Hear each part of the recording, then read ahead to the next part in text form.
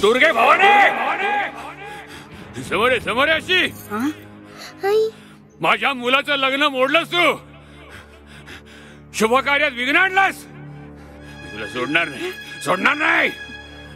त्या अंगणातून परत निघायची. तिथून तिरड्या उठल्या. तुला काय वाटलं? सोडणार नाही मी. आईना तर पोचताळे. शपथ शपथ घेतो, तुझ्या घराण्यातही निर्वास होईल. तुझ्या घरी शुभ कार्य होऊ देणार नाही मी. तुझी मुलगी बिन लागण्याची राहील. दिलीप प्रभावळकरांच्या अभिनयाचे रंग आपण पाहिलेत आणि आता ते तयार झालेत कोकणी शेतकऱ्याची भूमिका साकारायला. नारबाची वाडी हा त्यांचा आगामी चित्रपट. बंगाली लेखक मनोज मित्रा यांच्या शज्जानो बागान या गाजलेल्या कादंबरीवर आधारित नारबाची वाडी हा मराठी चित्रपट आहे.